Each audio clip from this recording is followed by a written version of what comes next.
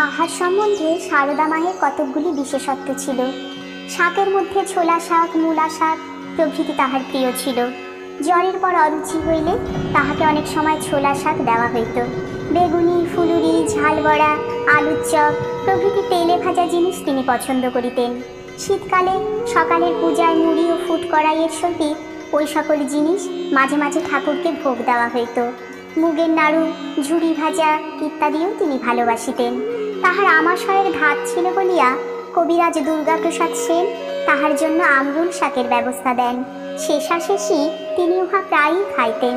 মঠ হইতে কেহ উদ্বোধনে আসিলে পূজনীয় বাবুরাম মহারাজ তাহার হাতে উহা পাঠাইয়া দিতেন। রাতাবি সন্দেশ এবং লাল আলুর রসপুলি পিঠা তাহার প্রিয় ছিল। সকালে তিনি একটু মিছরির শরবত খাইতেন। মিষ্ট আম অপেক্ষা অম্লমধুর অর্থাৎ টকটক মিষ্টি মিষ্টি আমই তাহার অধিক তিনি ভালোবাসিতেন। পেয়ারা ফুলি, ছোট ল্যাংড়া ও আলফনসো তিনি পছন্দ করিতেন।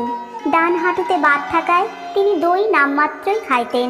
পেটের অসুখ ও বাতের জন্য তিনি ইদানিং একটু আফিম খাইতেন। তাই মধ্যাহ্নে ও রাত্রে আটশের করিয়া দুধের ব্যবস্থা ছিল। দ্বিপ্রহরে 1 পোয়া মাত্র খাইয়া তিনি বাকি দুধে ভাত মাখিয়া ভক্তদের জন্য রাখিয়া দিতেন।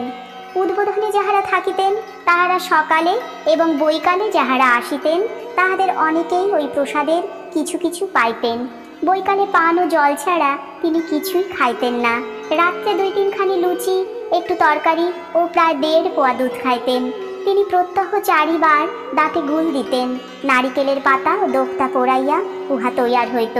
মা যখন জয়রামবাটিতে মামাদের বাড়িতে ছিলেন তখন সকাল 7টা হইতে 9টা পর্যন্ত বারান্দায় বসিয়া তরকারি কুটিতেন। ওই সময় ভক্ত সন্তানগণ কাছে গিয়া তাহার সহিত আলাপ করিতেন ও শাকসবজির পাতা বাছিয়া দিতেন। স্নান সারিয়া তিনি প্রায় 9টার সময় পূজায় বসিতেন এবং পূজার পরে ভক্তদের প্রসাদ দিতেন।